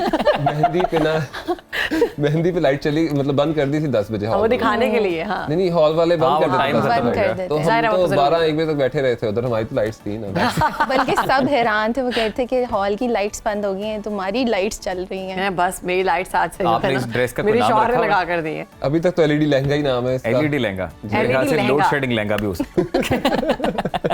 स्पेशल लहंगा, लाइट चली जाए तो लहंगे की लाइट चलेगी। ऐसे ही है। आमतौर पे यही होता है कि लाइट्स आप ड्रेस के ऊपर मारते हैं और फिर जाकर रिफ्लेक्शन लेते हैं। ऐसे तो नहीं होता जैसे लाइट जाती है तो आपके सासू माँ या आपके ससुर आवाज देते हैं, अरे हाँ आप जोड़ा पहन के नीचे आ जाओ। वैसे रोशन करने का घर को ये अच्छा आइडिया है। हाँ। लेकिन राव आपने इंसिस्ट नहीं किया कि दानियाल भी इस तरह की कोई कमीज पहने, कोई कुर्ता पहने जिसपे लाइटें? बड़े बड़े चालाक आदमी हैं, आपको पहना दिया, खुद ऐसे ही है। मैंने शर्त ही ये रखी थी कि मेरे लहंगे पे लगेंगी तो आपकी वेस्ट कोट पे भी लगेंगी। लेकिन वैसे होना चाहिए था, अच्छी लगती है। वो कर सकते थे, लेकिन ये था कि वो मेहंदी का टाइम हमने पहले डिसाइड कर लिया, ड्रेस बाद में बनाया था। अच्छा, तो कितना वक्त लगा ये बनाते? ये 2 महीने मुझे लग गए इस ड्रेस पे, सर्च वगैरह करते। स्टिचिंग में बहुत टाइम लगा मुझे इसकी, वो स्टिच बहुत तरीके से करना था, तमाम तारें जो है उनको पक्का करना और फिर स्टिच करना और फिर घेरे वगैरह को देखना। इससे पहले हमने देखा है कि पेरेंट्स बड़ी जिद करते हैं, चलो तुम इंजीनियर बनो, चलो तुम डॉक्टर बनो। अब सोचेंगे यार इंजीनियर बना के क्या करना है, इन्हें लाइटें लानी नहीं, लेकिन फायदा हो गया ना उनको, उनका बिजनेस अच्छा स्टार्ट होने वाला है। ये बहुत अच्छा हुआ आपके लिए कि आपका बिजनेस जो है वो चमक गया। हाँ जी। वैसे आपने बताया ब्रेक में बड़े आपको ऑर्डर्स आ रहे हैं। ऐसे ही है। अब मुझे लगता है अजीम राना भी शादी इसकी करीब है, ये भी ऑर्डर देगा आपको। इंशाल्लाह। मैं अपना कुर्ता लाइटों वाला बनवाऊंगा। नहीं तो अपनी बेगम का लहंगा और अपना कुर्ता लाइटों वाला बनवाएंगे। अच्छी बात है यार, होना चाहिए। तो मुझे फिर बता ही दें, अगर जब बात हो ही रही है तो कि क्या कॉस्ट है इसकी, कितने पैसे लग जाते हैं इस पर? अब कॉस्ट तो मैंने बहुत लोगों को बता दी, हम प्राइस पे आते हैं सीधे। तो प्राइस 2 मिलियन है स्टार्टिंग। जी। वाह वाह वाह वाह, क्या बात है। मतलब पूरी ड्रेस की बात कर रहे हैं आप, विद लाइट्स। ये ड्रेस भी आप देंगे? ड्रेस उनकी मर्जी का होगा? ड्रेस हमारी मर्जी का ही होगा, क्योंकि ये कि हमें देखना है किसमें लाइट्स लग सकती हैं, किसमें नहीं लग सकती। और मटेरियल की स्ट्रेंथ भी मैटर करती है, लाइट्स का ही काफी वजन है। और अगर किसी के पास ऑलरेडी कमीज हो और वो सिर्फ लाइटें लगवाना चाहता हो बीच में, फिर ये कुछ ना कुछ कर लेंगे। कुछ ना कुछ कर लेंगे, डील कर वो कहते हैं ना, हमारे पंजाबी कहते हैं ना, बहन भाई वाला सलूक कर लेंगे। बहन भाई वाला सलूक कर लेंगे उनके साथ। और इज इट हैवी? ये कंपेयर टू मेरे वलीमा बारात की ड्रेस बहुत लाइट वेट है, क्योंकि उन पे तो कंपेयर बहुत काम होता है, तो इट्स इजी टू कैरी, इतना हैवी नहीं है। ये आपकी मेहंदी का जोड़ा बेसिकली? मेहंदी का। सही है। तो दानियाल, अभी मेरे ख्याल से recently you guys got married ना, अभी ज्यादा वक्त तो नहीं हुआ, तो अभी मेरे ख्याल से दावतों का, खाबों का सिलसिला तो चल रहा होगा रिश्तेदारों का, दोस्तदारों की तरफ। तो फिर अभी टाइम है ना यार, अभी बनाए आप आपको, ताकि कहीं दावत हो तो खाली रिहाब लाइटों वाला लहंगा पहन के जा रही हैं, आप भी साथ मेरे तो क्या अपना बारात वाला जो जोड़ा है सैक्रिफाइस कर दे, हम पहले उस पे शुरू करते हैं, लेकिन मान नहीं रही है। नहीं, आप सारे इनके जोड़ों पे ट्राई क्यों कर रहे हैं, आप अपने जोड़ों के ऊपर क्यों ट्राई कर रहे हैं? हां जी, आई गेस आप अपनी बारात की शेरवानी में बनाए, थोड़ा डिफरेंट ट्रेंड लेके आए अब मजीद। चले कर लेते हैं। मैं काफी लोग मुझे कह रहे हैं कि जेंट्स के ऊपर देखें, लेकिन आई डोंट नो कि जेंट्स इतने चीजों के पीछे है कि नहीं करने लगे आप। नहीं रिसर्च नहीं रिसर्च तो नहीं, लेकिन ये कि आई डोंट नो जेंट्स को इतना ज़्यादा शौक है कि नहीं। फीमेल्स की तरफ से तो डिमांड्स आ रही हैं, जेंट्स की तरफ से डिमांड्स ज़रा कम है। चमचम करती चीजें फीमेल्स, लेकिन वो बात वही है ना, आपने क्योंकि जो ट्रेंड मुतारिफ कराया वो कराया आपने खातून के लिबास में ना। अगर आप ऑब्वियसली आपने पहनी होती कोई चीज तो शायद आजकल वैसे बॉयज भी कम नहीं है, सारे कलर अब जैसे मैचिंग, देखिए आप भी पहन के बैठे हुए मैचिंग। अच्छी बात है ना, हमने डिसाइड किया इनकी कजन की शादी आ रही है तो उस पे डिसाइडेड है कि आप अपनी वेस्ट कोट में लगाएंगे, हम दोनों ही लगाएंगे। हाँ बिल्कुल, ये ज्यादा अच्छा लगेगा। वैसे भी शादी से पहले जो वादे होते हैं वादे पूरे नहीं होते। जब आपने ये पहली दफा आइडिया जब आपके जहन में आया और जब आपने अपनी वाइफ से ये आइडिया शेयर किया कि जी लहंगा बन रहा है और उसमें इस तरह लाइट्स हैं, ऑब्वियसली जैसा कि वो बता भी रही थी कि उनको स्टार्टिंग में थोड़ा वियर्ड लगा कि पता नहीं क्या होगा। आप लोग एक्सपेक्ट कर रहे थे कि इस तरह का रिएक्शन आएगा, मीडिया पे वायरल होएगी ये चीज़ और इस तरह से? और ये फेम कैसी लग रही है? अच्छी लग रही है आपको? अच्छी लग रही है फेम, मुझे काफ़ी लोगों को पसंद आया, काम अप्रिशिएट किया उन्होंने। जो टेक्निकल लोग थे उनसे तो बहुत ज़्यादा अप्रिसिएशन मिली है, जो नॉन टेक्निकल लोग थे उनसे सिर्फ कलर्स के ऊपर अप्रिसिएशन मिली मुझे। तो ये है कि जिस तरीके से लोगों ने अपनी मोहब्बत दिखाई है और वो ऑर्डर्स अब करने लग गए हैं, मुझे तो बहुत अच्छा लगा ये सारा कुछ। तो और आपकी एंट्री की जो वीडियो है वो भी हम चला रहे हैं जब आप लोग एंट्री हुई आपकी, वो आई थिंक मेहंदी। हाँ जी, मेहंदी के ये विजुअल्स हैं। तो अब दानियाल इसको प्रॉपर कोई बिजनेस की शक्ल दे रहे हैं, आपको प्रॉपर ब्रांड के नाम से इसको अब मार्केट में लेके आ रहे हैं? इंशाल्लाह कुछ डेज तक हम लोग अपना एक नया पेज लॉन्च करने वाले हैं जो कि सिर्फ एलईडी लहंगास के लिए होगा, और भी नए ड्रेसेस हम बना रहे हैं। इनके लिए भी मैं एक ड्रेस और बना रहा हूँ। तो ये सिर्फ मेहंदी के ड्रेस के लिए या बारात वलीमे पे भी करवा सकते हैं? जिस मर्जी ड्रेस पे आप करवा लें, बारात पे करवा लें, वलीमे पे करवा लें। मैं तो कहता हूँ बारात पे और वलीमे पे होना चाहिए, मेहंदी पे तो हो गया, तो बारात पे हम कुछ स्पेशल करें। तो आगे होपफुली लाइट्स भी हम डिफरेंट किस्म की लगाने का सोच रहे हैं और इससे भी ज्यादा डिफरेंट इंजीनियरिंग के आइडियाज लेके आने की कोशिश करेंगे कि अपार्ट फ्रॉम लाइट्स। पहले हम देखते थे कि जैसे आप ट्रेंड आता है ना पाकिस्तान में, जब एंट्री होती है तो स्पॉटलाइट के साथ लाइट्स ऑफ करके और music and spotlight and glitter के साथ एंट्री होती थी। अब लाइटों के साथ एंट्री हुआ करेगी, लाइटों वाले मेरे ख्याल से आगे पीछे वालों को भी लाइटें पकड़ाएंगे ऐसे और फिर दुल्हन लाइटें लेके आएगी, लाइटों वाला लहंगा पहन के। ऐसा भी आइडिया हो सकता है कि पूरा क्लैन लाइट्स लेके आ रहा हो। अच्छा लगेगा वो भी अच्छा लगेगा। हमारे पास ये भी फैसिलिटी कि मल्टीपल ड्रेसेस को एक ही लाइट्स के पैटर्न पे चला दें। लाइक 10 औरतें बैठी हैं, वो एक ही पैटर्न पे चल रही होंगी, एक ही कलर्स पे चल रही होंगी, सिंक होके। ये तो फिर शादी बड़ी महंगी हो जाएगी। आपने बड़ा इसका, हाँ आपने प्राइस बहुत ज्यादा रखी है, इसकी प्राइस थोड़ी कम करें। असल में हम यहाँ पे बार्गेनिंग भी कर रहे हैं। अजीम का पक्का जो है ना, मुझे लग रहा है कि माइंड सेट हो चुका हुआ है, ये अपनी शादी पे करवाएगा आपसे। डन हो गया। हम आपके लिए करके डिस्काउंट दें अजीम को।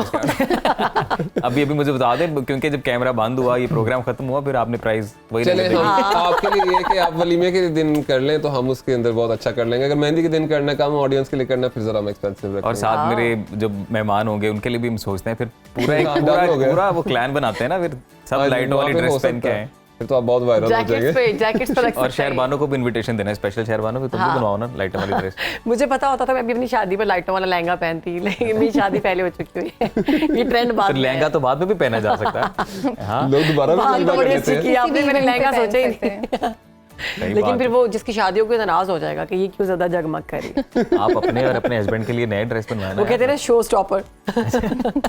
मैं तो चाहता ये ज्यादा जगमगाए। हाय हाय, मेरे हस्बैंड भी वो नहीं पसंद करते ज्यादा। अच्छा, वो पसंद करते हैं, वो कहते हैं लाइमलाइट में रहना मुझे अच्छा नहीं लगता। अच्छा, हाँ, मुझे ये तो कहते हैं लाइमलाइट में जाओ, सबसे ब्राइट लगो। नहीं, वो मुझे कहते हैं लेकिन खुद को नहीं। लेकिन जैसे इन्होंने आपके साथ किया, आपको जगमग कर दिया, खुद पीछे हो गए। वो आइडिया था ना उनका, आइडिया मेरे ख्याल से आपने ग्लासेस पे भी लाइटिंग लगानी चाहिए ऐसे। अच्छा, वो बनी हुई ग्लासेस लाइटिंग वाली, लाइटिंग वाली ग्लासेस बनी है। वो ब्लाइंडिंग लाइट्स का गाना है इसका, वीकेंड का, उसमें लगाई है। बारात पे लाइट वाली आप टाई लगाते हैं। हाँ, क्या यार, वैसे ये आइडिया मुझे अच्छा लगा है ना, बजाय के लड़के की कोई वेस्टकोट बदले या लाइट्स वाली टाई। हाँ, ईद पे यहाँ पे आप मैं प्रोग्राम के लिए भी पहन सकता हूँ लाइट वाली टाई, ऐसी कौन सी बात है। हाँ? अब तुमने मेरी शादी ही करानी है, हर लाइट वाली ड्रेस के लिए बंदा वैसे भी पहन सकता। मैं सोच रहा हूँ मैं लाइट वाली टाई लगा के किसी प्रोग्राम करूँ। वो इन्होंने तो हमारा गाना नहीं है बत्तियां बुझाई रख दी, इन्होंने कह दिया बत्तियां जलाई रख दी। दानियाल और रिहाब, बहुत शुक्रिया आपके वक्त का जी, आपने अपनी मसरूफियत से वक्त निकाला। आप दोनों प्रोफेशनल हैं, मतलब आप बता रहे थे मुझे कि आप दोनों काफ़ी बिजी रहते हैं, काम कर रहे हैं। फिर ऑब्वियसली जब आपका ये ट्रेंड वायरल हुआ है तो उसके बाद तो आप ज़्यादा ही बिजी हो गए, ज़्यादा इन्विटेशन आना, सेलिब्रिटीज बन चुके हैं, सेलिब्रिटीज बन गए जी। बहुत शुक्रिया दोनों पाकिस्तान को आपने वक्त दिया। हमारी नेक ख्वाहिशात आपके साथ हैं, दुआएं आपके साथ हैं कि आपका जो सफर है, हमारी ये दुआ है कि आप जगमग करते रहें, जगमग करते रहें ऐसे ही एक दूसरे के, और हमारे देखने वाले भी ऐसे जगमग करते रहें। लेकिन अभी वक्त हुआ है ब्रेक का, ब्रेक के बाद हाजिर होंगे। देखते रहिए सुनो पाकिस्तान।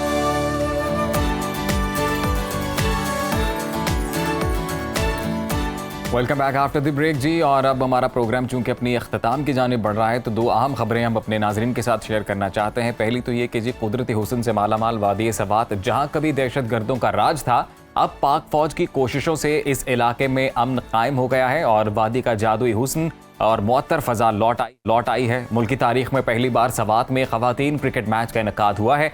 ये खवातीन क्रिकेट मैच कबल और मैंगोरा तहसील की खवातीन टीमों के दरमियान government girls higher secondary school Kabal में खेला गया। 10 ओवर के सनसनीखेज मैच में मैंगोरा की टीम ने कबल की टीम को 7 रन से शिकस्त दी। मैच देखने के लिए इंतजामिया समेत तमाशाइयों की बड़ी तादाद वहां मौजूद थी, जिनमें खवातीन भी शामिल थीं। मैच के इख्तिताम पर खिलाड़ियों में ट्रॉफियां, सर्टिफिकेट्स और नकद इनामात तकसीम किए गए और उस मौके पर खवातीन खिलाड़ियों ने खुशी का इजहार किया और कहा कि सवात की खवातीन में खेल समेत तमाम शोबों में बेपनाह सलाहियतें हैं, उन्हें कोई मुश्किल पेश नहीं आई और उन्हें अपनी सलाहियतों के इजहार और कौम की इज्जत में इजाफे के लिए मजीद मौके फराहम करने चाहिए। इंतजामिया की जानिब से कहा गया कि यह खवातीन के खेलों में आज़ादी की तरफ पहला कदम है। हम खवातीन खिलाड़ियों को मौका फराहम करने के लिए पुरअज़्म हैं। बड़ा अच्छा इक़दाम किया गया है ये खवातीन के लिए और वहाँ पर पाक फौज की जो काविशें हैं, जो मेहनतें हैं, वो रंग ले आई हैं अजीम। और खवातीन को अक्सर उन एरियाज़ में देखा जाता था कि पीछे रखा जाता था, लेकिन ये इस बात का मुंह बोलता सबूत है कि जब वहाँ पर अमन हुआ, पाक फौज की जानिब से वहाँ पर कार्रवाई गई और वहाँ पर अमन का जो बोलबाला किया गया, तो खवातीन अब किसी दौर में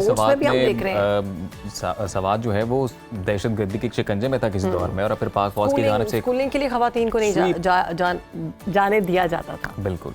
अब तो खैर पुरअमन इलाका हो चुका है और उसकी खूबसूरती लौट आई है। और अब तो बल्कि हम तो एडवाइस भी करेंगे कि कई वो टूरिस्ट जो भी टूर प्लान कर रहे हैं तो गो टू सवात और वहाँ की हसीन वादियों से लुत्फानंदोज हों। एक और अच्छी खबर भी है शहरबानो। बिल्कुल अच्छी खबर तो है, लेकिन उसके साथ खतरे की घंटी भी है। अच्छा, वो खबर ये है कि लाहौर हाईकोर्ट की जानिब से कहा गया है कि पाकिस्तान में पानी का मसला इंतहाई संजीदा होता जा रहा है, इसलिए घरों में गाड़ियां धोने पर 3000 रुपये जुर्माना आयद किया जाएगा, जो वासा के खजाने में जाएगा। पाकिस्तान इन मुल्कों में भी शामिल है जिनके पास पानी के बड़े ज़खायर मौजूद हैं, लेकिन पाकिस्तान में अब ये ज़खायर अपने खात्मे की तरफ जा रहे हैं। यही वजह है कि इंडस रिवर सिस्टम अथॉरिटी ने ख़तरे की घंटी बजाई है और ख़दशा जाहिर किया है कि सूरत हाल यही रही तो मुमकिन है कि 2025 तक मुल्क में पानी का शदीद बहरान होगा। पानी का ये मसला नया नहीं, लेकिन आहिस्ता आहिस्ता संगीन नोयत इख्तियार कर जाएगा। तो अजीम, पानी ज़ाया नहीं करना चाहिए। जो मैं बात कर रहा था अच्छी खबर वो ये थी इसमें कि शुक्र है कि फाइन होगा उन लोगों को जो पानी को ज़ाया करते हैं, और ये एक अच्छा इकदाम है अदालतों की जानिब से। अब बाकायदा जुर्माना आयद कर दिया गया है, तो पानी को ज़ाया होने से बचाएं। पाकिस्तान के जो 24 बड़े शहर हैं वहाँ पे 80% लोग ऐसे हैं जिनको साफ पानी मैसर नहीं है, तो लोगों की जानिब से पानी को ज़ाया किया जाता है। घरों में खुद गाड़ियाँ धोई जाती हैं, कराची में टैंकर्स जो है खरीदे जाते हैं। मैं खुद कराची में रह के आई हूँ और मैं जब वो टैंकर्स खरीदती थी, एक एक कतरा, एक एक बूंद को मैं सोच के इस्तेमाल करती थी। हाँ जी, तो पानी अल्लाह की बहुत बड़ी नेमत है जी, इसको ज़ाया होने से बचाएं, इसका ख़ास ख्याल रखें और जो काम इंतहाई अहम नौयत के हैं सिर्फ उसके लिए पानी को इस्तेमाल करें। आज तक के प्रोग्राम से इतना ही। अगले हफ्ते दोबारा हम हाजिर होंगे आपकी खिदमत में, तब तक के लिए हमें इजाज़त दें। अपना ख्याल रखें, देखते रहिए सुनो पाकिस्तान। अल्लाह हाफ़िज़।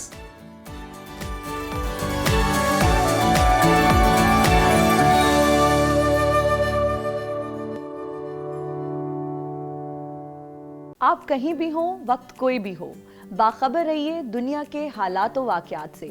अभी सब्सक्राइब कीजिए सुनो न्यूज़ के YouTube चैनल को और क्लिक करें बेल आइकन को, ताकि आप हमेशा बाखबर रह सकें।